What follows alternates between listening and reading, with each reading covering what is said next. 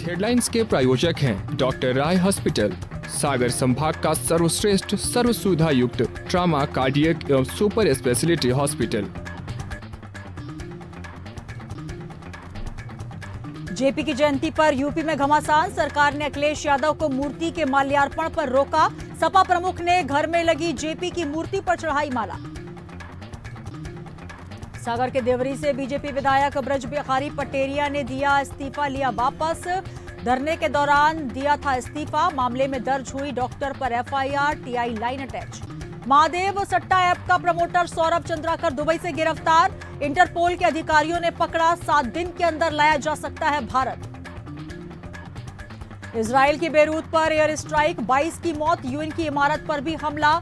Saudi Qatar बोले Iran पर attack के लिए एयर स्पेस नहीं खोलेंगे। देश भर में दुर्गाष्टमी, महानवमी आज, मंदिरों और पंडालों में भक्तों का उमड़ा सैलाब। नमस्कार, इंडिया हेड में आप सभी का स्वागत है। मैं हूं आपके साथ सुनीता पटेल। बटोगे तो कटोगे, जी हां, मंत्री विजय वर्गीय इंदौर में आयोजित सादगी गरबा महोत्सव में शामिल होने पहुंचे थे और इस दौरान उन्होंने कहा कि योगी जी ने सही कहा है, बटोगे तो कटोगे। आने वाले 25 साल बाद हमारे बच्चों के लिए बेहद खतरनाक हैं। जिस प्रकार देश की डेमोग्राफी बदल रही है, कुछ राजनीतिक दल तुष्टीकरण की नीति के कारण देश में अशांति फैलाने वाले लोगों को संरक्षण दे रहे हैं।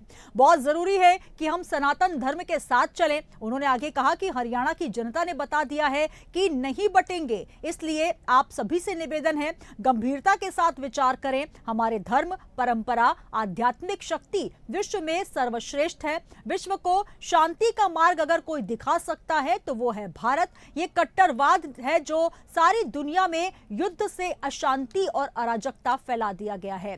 कैलाश विजयवर्गीय ने यह भी कहा कि योगी जी ने सही कहा है, बटोगे तो कटोगे, और हरियाणा की जनता ने यह साबित भी कर दिया।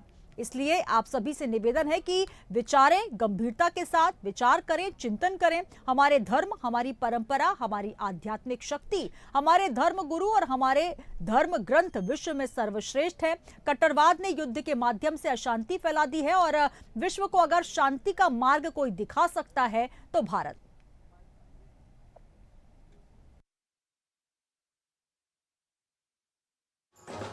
जिस प्रकार देश की डेमोग्राफी बदल रही है और जिस प्रकार कुछ राजनीतिक दल तुष्टीकरण की नीति के कारण देश में अशांति फैलाने वाले लोगों को संरक्षण दे रहे हैं, बहुत जरूरी है कि हम सनातन धर्म के साथ चलें। योगी जी ने सही कहा है, बटोगे तो कटोगे,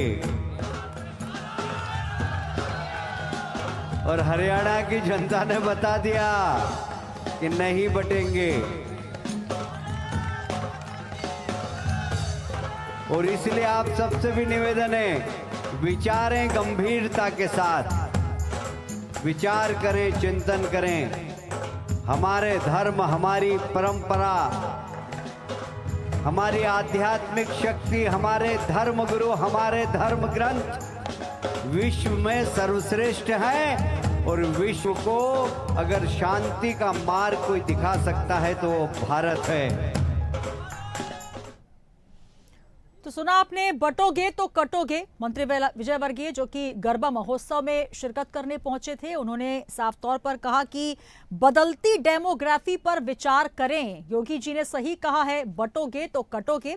हालांकि आपको बता दें कि हरियाणा के असंध में कांग्रेस बांटने का काम करती है। ये जो बयान जब सीएम योगी आदित्यनाथ ने दिया तो ये काफी पॉपुलर भी हुआ और हरियाणा में जो जीत हुई बीजेपी की, उसके बाद मंत्री कैलाश विजयवर्गीय ने उसी का हवाला देते हुए कहा कि अगर आप बटेंगे तो कटेंगे, और हरियाणा की जनता ने ये साबित करके दिखाया है। और चलिए सीधे रुख करेंगे, हमारे साथ तमाम मेहमान जुड़ रहे हैं। अनिल बुलचंदानी जी बीजेपी से हमारे साथ जुड़ रहे हैं। अनिल बुलचंदानी जी, बहुत स्वागत है इंडिया एड में आपका, नमस्कार। धन्यवाद। और साथ ही जुड़ रहे हैं प्रदीप अहिरवार जी कांग्रेस से। प्रदीप जी, बहुत स्वागत है सर, नमस्कार जी। धन्यवाद। सबसे पहले अनिल बुलचंदानी जी, आपसे ही सवाल करना चाहूंगी। जिस तरीके से एक बार पहले भी इंदौर में ही मंत्री कैलाश विजयवर्गीय ने यह बयान दिया था कि बटोगे तो कटोगे और अगर नहीं बटोगे तो जिंदा रहोगे। डेमोग्राफी बदल रही है, 30 साल बाद धर्म युद्ध जैसा हालात हो जाएगा और कहीं ना कहीं अब एक बार फिर वही बयान दोबारा से सुनने मिल रहा है। क्या कहेंगे इस बयान को लेकर? देखिए, जब देश के मुख्य विपक्षी दल का नेता जी जातिगत जनगणना की बात करता है हिंदुओं के लिए, अल्पसंख्यकों की जातिगत जनगणना के विषय में बात नहीं करता जी और भारत के बाहर जाकर भारत की संस्कृति को और भारत के लोकतंत्र को बदनाम करने का विदेशी षड्यंत्र, जैसा कि राहुल गांधी पर और कांग्रेस पर स्पष्ट आरोप है कि वो पाकिस्तान और चाइना के इशारे पर देश के अंदर अराजकता पैदा करने की कोशिश करते हैं जी तो मुख्य राजनीतिक दल का यह दायित्व बनता है कि जनता को सचेत करें। बटोगे तो कटोगे। जो स्थिति आपने बांग्लादेश में देखी और कांग्रेस के नेताओं ने, मध्य प्रदेश के सज्जन सिंह वर्मा ने कहा था, जी ये कांग्रेस के नेता भारत के अंदर हिंदुओं की रोटी खाकर, हिंदुओं की रोटी से अपना पेट पालने वाले हिंदुओं को ही कटवाना चाहते हैं। इस प्रकार का षड्यंत्र ये एक बार नहीं कई बार कर चुके हैं। जवाहरलाल नेहरू से लेकर आज तक कांग्रेस ने किया क्या? इस देश के हिंदुओं को, सनातनियों को बांटने के लिए भांति भांति की योजनाएं बनाई। वक्फ बोर्ड क्यों बनाया गया? गरीब मुसलमानों के कल्याण के लिए, ना कि कांग्रेस के कल्याण के लिए और तथाकथित अल्पसंख्यक कुछ नेताओं के कल्याण के लिए। आज तक इस देश का अल्पसंख्यक कहीं ना कहीं पीड़ित है और प्रताड़ित है, उन गरीबों को कुछ मिला नहीं जी। तो इस प्रकार की नीतियां जब इस देश के अंदर विपक्षी दल और फिर उसका मुखिया आज की तारीख में जो अपने आप को तथाकथित जलेबी का व्यापारी कहता है, तब देश के मुख्य राजनीतिक दल के नेताओं का यह दायित्व और कर्तव्य बन जाता है कि हम देश की जनता को सचेत करें, सावधान करें और अगर डेमोग्राफी कोई बदलने की कोशिश कर रहा है तो उसे नाकाम करें। जी प्रदीप जी क्या कहेंगे? देखिए, भारतीय जनता पार्टी की हमारे विजयवर्गीय जी मध्य प्रदेश में सरकार में मंत्री हैं, बड़े वरिष्ठ नेता हैं भारतीय जनता पार्टी के। जो बयान उन्होंने दिया है तो मैं यही कहूंगा कि ये उनके मानसिक दिवालियेपन का उदाहरण है। जी सनातन धर्म, इतिहास उसका बड़ा है, इतिहास उसका गहरा है और भारत के हर हिंदू में, भारत के हर नागरिक में सनातन के प्रति गहरी आस्था है। जिस तरीके का बयान उन्होंने दिया है, ये मध्य प्रदेश के जो मूल मुद्दे हैं, मध्य प्रदेश जिस अराजकता से गुजर रहा है, जिस जंगल राज से गुजर रहा है और मध्य प्रदेश की जनता हो और चाहे केंद्र में मोदी जी द्वारा भारतीय जनता पार्टी का शासन हो, हर जगह अशांति है। उन मुद्दों से भटकाने के लिए आज हमारे कैलाश विजयवर्गीय ये बयान दे रहे हैं। कौन बदल रहा है? कौन हिंदू को काटेगा? कौन हिंदू को बांटेगा? ये बताएं। कांग्रेस पार्टी देश की सरकार में 50 साल रही, कभी हिंदू धर्म को बांटने और काटने की बात नहीं है। प्रदीप जी, लेकिन उनका आरोप है कि जिस तरीके से मंत्री कैलाश विजयवर्गीय जो बयान दे रहे हैं, अब वो हिंदुत्व को लेकर दे रहे हैं या फिर जिस तरीके से जो हालात बन रहे हैं बांग्लादेश में आप देख रहे हैं, जहां पर हम तो भारत में धर्मनिरपेक्ष की बात करते हैं, जहां पर हिंदू, मुस्लिम, सिख, ईसाई सब एक है, ये बात की जाती है, वहां पर बांग्लादेश में जिस तरीके के हालात हैं, जहां पर हिंदुओं को बख्शा नहीं जा रहा। अगर आप दुर्गा पांडाल लगाते हैं तो आपको जजिया टैक्स देना होगा, जो कि मुगल काल में चल रहा था। तो हिंदुओं को लगातार अल्पसंख्यक मानकर वहां पर अत्याचार हो रहे हैं। तो कहीं ना कहीं इसको लेकर तमाम जो आध्यात्मिक गुरु हो या जो कि सनातनी है, वो लगातार क्षुब्ध हैं, आक्रोशित हैं और इस तरीके के बयान लगातार कई गुरुओं के द्वारा भी देखे गए हैं। हालांकि जो अनिल बुलचंदारी जी ने राहुल गांधी जी के विषय में कहा, ये इस बारे में बहुत बातें हो चुकी हैं। हालांकि इंटरनेशनल पटल पर देश के विरुद्ध तो कोई बात नहीं करनी चाहिए, लेकिन कहीं ना कहीं जो हालात बन रहे हैं दूसरे देशों में वो चिंतनीय है। लेकिन अगर ये बात हो रही है देश के डेमोग्राफी की या देश में जो हालात बदल रहे हैं वो ठीक है, लेकिन अगर आप किसी पार्टी विशेष को अगर टारगेट करके कहते हैं तो कहीं ना कहीं इसको लेकर सोचना होगा। जी प्रदीप जी। देखिए, विजयवर्गीय जी ये बताएं कि 10 साल से केंद्र में मोदी जी हिंदू हृदय सम्राट प्रधानमंत्री हैं। हमारे 25 साल से मतलब ये 5वां टर्म में भारतीय जनता पार्टी का मध्य प्रदेश में इनकी सरकार है। तो मुझे ये बताएं कि जब आप लोग अपने आप को हिंदुत्व का ठेकेदार बोलते हैं, एक तरफ तो हिंदुत्व का आप लोग पेटेंट लेके घूमते हैं, तो हिंदू खतरे में क्यों, हिंदू बटने की स्थिति में क्यों आ गए? क्यों ऐसे बयान दे रहे हैं? क्यों भय और अराजकता का माहौल भारतीय जनता पार्टी के जिम्मेदार और वरिष्ठ नेता फैला रहे हैं? ये समझ से बाहर है। जो मध्य प्रदेश के और देश के जो मुद्दे आज आप देख सकती हैं, उप मुख्यमंत्री का एक करीबी व्यक्ति 1840 करोड़ की ड्रग मध्य प्रदेश की राजधानी भोपाल में पकड़ाई जाती है। कल ही एक कांग्रेस के पार्षद को घर में घुसकर गोली मारी जाती है। किस तरीके से मुरैना में एक टीआई महिला जब अपनी फरियाद लेके जाती है, उसको लात मारी जाती है। इनके भारतीय जनता पार्टी के विधायक देवरी के कल रात में इस्तीफा देते हैं जी। आपके बिश्नोई जी जबलपुर में, वो बोलते हैं कि पूरा मध्य प्रदेश शरणम गच्छामी हो चुका है शराब माफियाओं के आगे। तो ये जो मूल मुद्दे, इन मूल मुद्दों से ध्यान भटकाने के लिए जो भारतीय जनता पार्टी का जो स्टंट हमारे कैलाश विजयवर्गीय जी ने कहा है, हिंदू मजबूत है, हिंदू एक है और सनातन धर्म पर कहीं कोई आंच नहीं आ रही है। सनातन धर्म में लोगों की आस्था है, लेकिन जो मूल मुद्दे प्रदेश की, उन प्रदेश के मूल मुद्दों से भटकाने के लिए भारतीय जनता पार्टी हो या आरएसएस हो, हमेशा से इनका मकसद रहा है कि जनता का ध्यान कैसे भटकाएं। तो इस तरीके की बयानबाजी आती रहती है। ये सवाल पहले भी कई बार उठ चुके हैं कि तमाम जो जनता से जो मुद्दे जुड़े हुए हैं, चाहे बेरोजगारी हो, चाहे जिस तरीके से महिला अत्याचार का मामला लगातार बढ़ रहा है, या फिर बात की जाए जिस तरीके से नशाखोरी का यहाँ पर व्यापार बढ़ रहा है, तमाम ऐसे मुद्दे हैं। और सिर्फ मध्य प्रदेश नहीं, हिंदुस्तान के पटल पर देखा जाए जहां पर लगातार इस तरीके के, चाहे वो बीजेपी शासित राज्य हो या फिर दूसरी सरकारों में, तो कहीं ना कहीं जिस तरीके से ये सवाल बार बार बीजेपी के सामने आता है कि सिर्फ मुद्दों से भटकाने के लिए इस तरीके के बयान दिए जाते हैं, हिंदुत्व को लेकर, पहले राम मंदिर के मुद्दे को लेकर, क्या कहेंगे आखिर इस तरीके के बयान देने से? और जिस तरीके से हरियाणा के परिप्रेक्ष्य की बात करें तो जम्मू और हरियाणा दोनों जगह चुनाव थे, एक जगह जहां पर आप जीते, एक जगह आप हारे। आप हरियाणा के परिप्रेक्ष्य में आप कह रहे हैं कि हरियाणा की जनता समझ गई है कि हमें एकजुट रहना है, बटेंगे तो कटेंगे। और कहीं ना कहीं इस बयान को लेकर कहा जा रहा है कि 2029 तक ये बयान जो है आगे रहने वाला है और यही हिंदुत्व का मुद्दा बनेगा। सुनीता जी, सबसे पहले तो मैं एक एक करके आपके हर सवाल का जवाब दे रहा हूं। मेरे साथी मित्र 25 साल से भारतीय जनता पार्टी की मध्य प्रदेश में सरकार है। इन्होंने पूरे मध्य प्रदेश के अंदर झूठ फैलाने की कोशिश की। कौन से भारत के ऐसे राज्य है जहां 25 साल से सरकार है और सरकार में मुख्य विपक्षी दल की कोई सुन नहीं रहा जी। ये जनता के बीच में जाते हैं, जनता इनको बार बार धिक्कार देती है, नकार देती है, निकम्मा करके भगा देती है, क्योंकि इनके पास संगठन नहीं है। इनका नेता जो है वो बालक बुद्धि है, इसलिए इनको नकार आता है।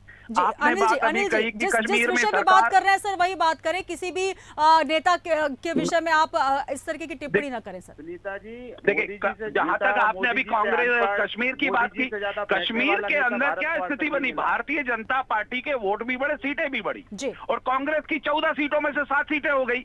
वहां हमारी सरकार नहीं थी, हमारी सरकार हरियाणा में थी, हमारी हरियाणा में सरकार बनी रही। क्यों? क्योंकि जनता ने देखा कि लोक कल्याणकारी कार्य देश की सुरक्षा के साथ इस देश की बहु बेटियों की सुरक्षा के लिए अगर कोई सक्षम है तो वो भारतीय जनता पार्टी का नेतृत्व सक्षम है। अनिल जी, मध्य प्रदेश की स्थिति देख लीजिए। जी जी, आपकी इसी बयान पे बात कर रही हूँ। मध्य प्रदेश की स्थिति देख लीजिए, जहां पर छोटी छोटी बच्चियां, आज देखिए कन्या पूजन हो रहा है, लेकिन हमारे मध्य प्रदेश की ये बदकिस्मती, जहां पर स्कूल जाने वाली बच्चियां सुरक्षित नहीं है, कॉपी लेने घर से निकली गई जो बच्ची है वो घर लौटेगी या नहीं, ये माता पिता इस बात को लेकर आशंकित है। आप कह रहे हैं कि हरियाणा में बहु बेटियां सुरक्षित है, मध्य प्रदेश में कहां सुरक्षित है सर?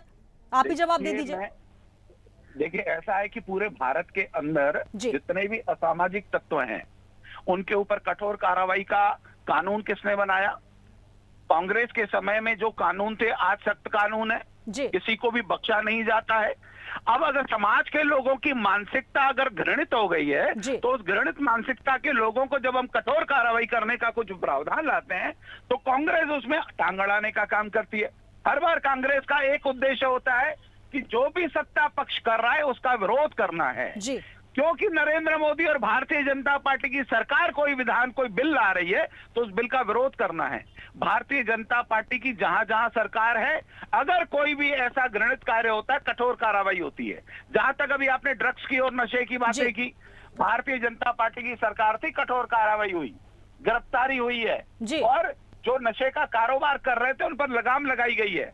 और इसी की जगह कांग्रेस की सरकार होती तो खबर ही बाहर नहीं आती, लेन देन करके मामले। अनिल जी, चलिए उस विषय पे हम बाद में बात करेंगे। हालांकि बहुत बात हो चुकी है इस विषय पे, जहां पर 1840 करोड़ रुपए तक आप इंतजार करते रहे। एक फैक्ट्री जो इंडस्ट्रियल एरिया में संचालित होती रही, फलती फूलती रही, उसके बाद जब गुजरात और दिल्ली की टीम पहुंची, उसके बाद मध्य प्रदेश पुलिस और सरकार जागी। चलिए उस विषय में बाद में बात करेंगे। लेकिन कहीं ना कहीं जिस तरीके से जो चिंता आप जाहिर कर रहे हैं, जिस तरीके से आप कह रहे हैं लगातार, इससे पहले भी इंदौर में मंत्री कैलाश विजयवर्गीय ने बयान दिया था कि लगातार डेमोग्राफी बदल रही है। तो सर, इसको भाजपा सबसे बड़ी पार्टी है, सुधारने का भी काम करे, लगातार इस दिशा में क्यों नहीं कार्य किए जा रहे हैं? इस तरीके के बयान देने से कितनी सुधार होता आपको नजर आ रहा है?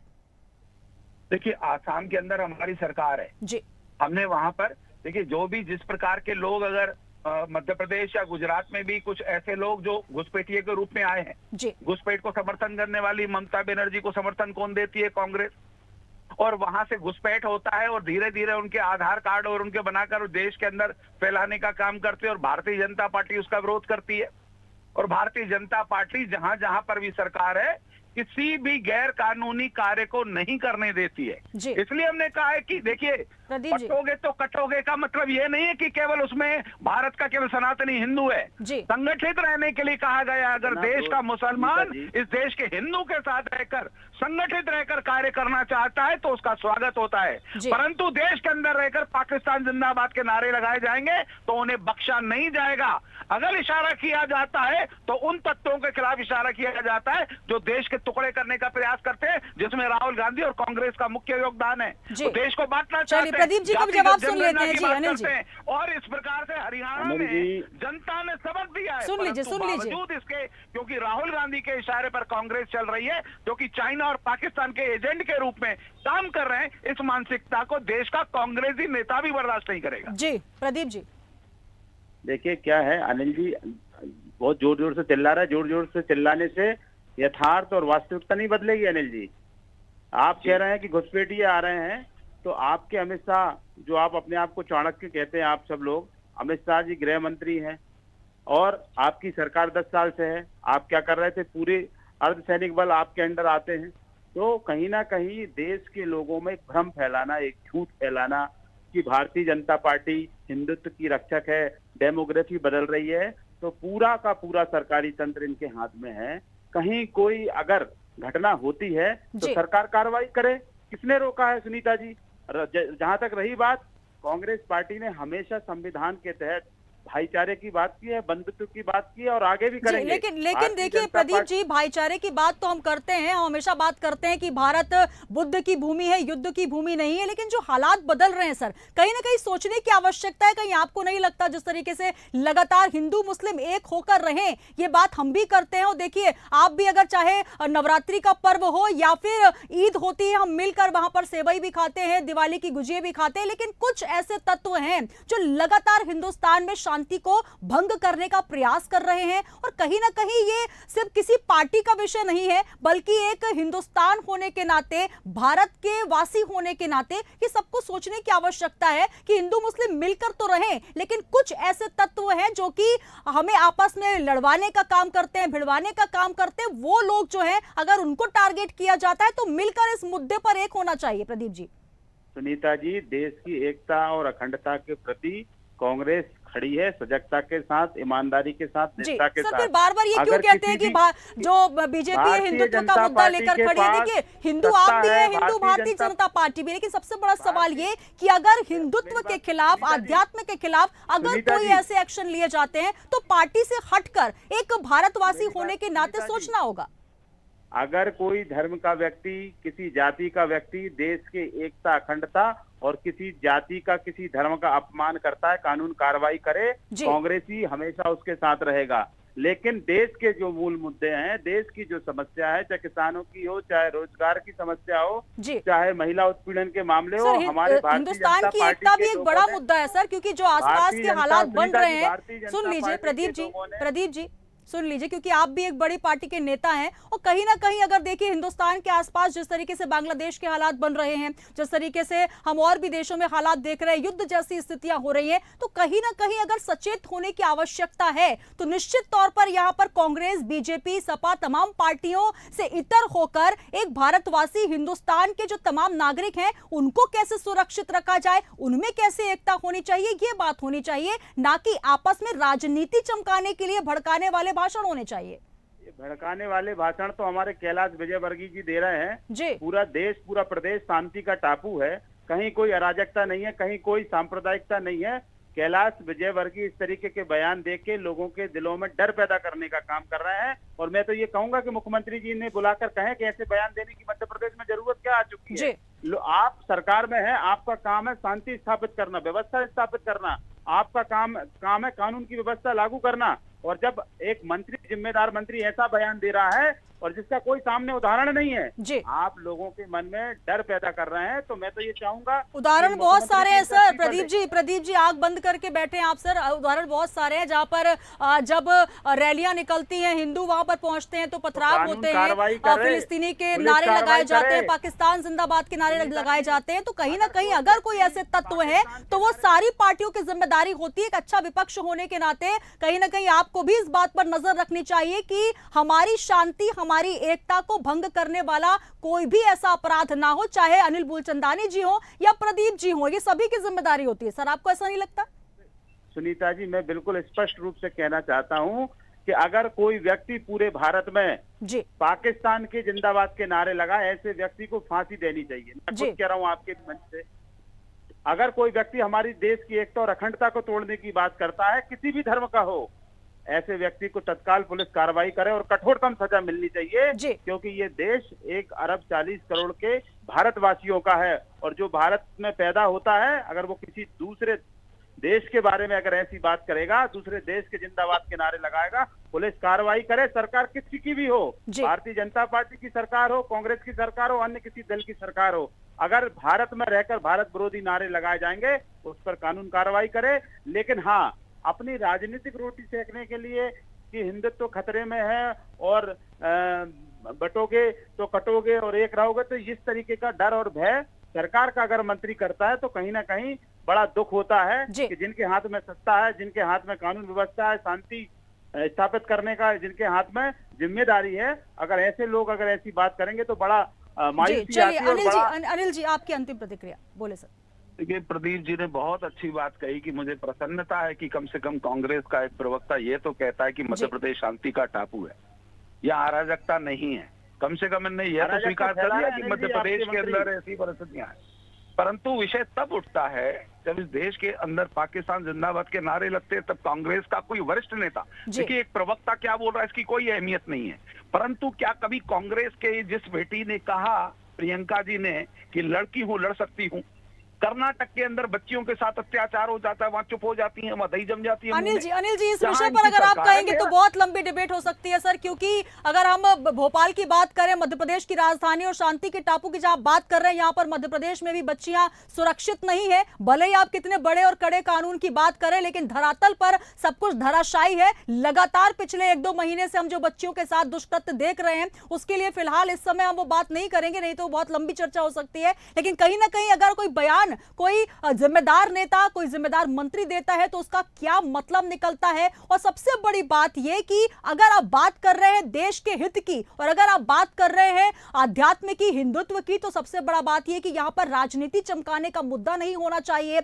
या फिर उसका कोई राजनीतिक फायदा उठाने वाली बात नहीं होनी चाहिए कि हरियाणा में हम इसलिए जीते हैं क्योंकि वहां पर जनता ने इस बात को माना, क्योंकि योगी आदित्यनाथ ने यह भाषण दिया था। तो सबसे बड़ी बात यह है कि भारत ना तो कटेगा और ना ही बटेगा, भारत अखंड था, अखंड रहेगा। हमारे साथ प्रदीप जी जुड़े थे, आपका भी बहुत बहुत धन्यवाद। अनिल जी आपका भी धन्यवाद। तो कहीं ना कहीं भारत के लिए यह सोचने की आवश्यकता बिल्कुल नहीं है, भारत अखंड भारत रहेगा। और इसी के साथ हम इस चर्चा को यहीं विराम देते हैं। दीजिए इजाजत, नमस्कार।